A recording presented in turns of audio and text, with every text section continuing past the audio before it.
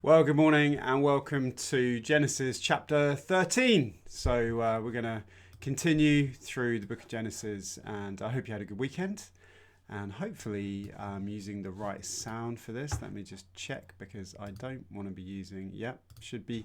Hopefully the sound will be a bit better. I've been using my mobile and that's a bit hit and miss sometimes. So I'm going to try the iMac today. Here we go. So Genesis chapter 13, verse 1. It's quite a short chapter today. So Abram went up from Egypt to the Negev with his wife and everything he had, and Lot went with him. Abram had become very wealthy in livestock and in silver and gold. From the Negev, he went from place to place until he came to Bethel, to the place between Bethel and Ai, where his tent had been earlier and where he had first built an altar. There Abram called on the name of the Lord. Now Lot, who was moving about with Abram, also had flocks and herds and tents. But the land could not support them while they stayed together, for their possessions were so great that they were not able to stay together. And quarrelling arose between Abram's herders and Lot's. The Canaanites and Perizzites were also living in the land at that time.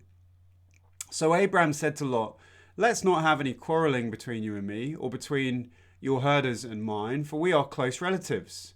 Is not the whole land before you? Let's part company. If you go to the left, I'll go to the right. If you go to the right, I'll go to the left."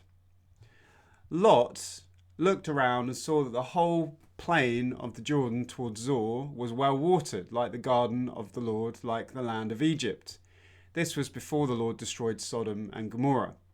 So Lot chose for himself the whole plain of the Jordan and set out toward the east. The two men parted company.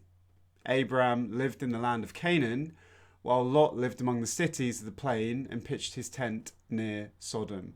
Now the people of Sodom were wicked and were sinning greatly against the Lord.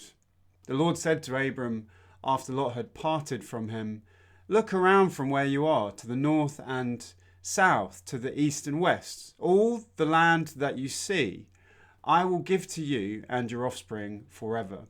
I will make your offspring like the dust of the earth, so that if anyone could count the dust, then your offspring could be counted. Go walk through the length and breadth of the land, for I am giving it to you."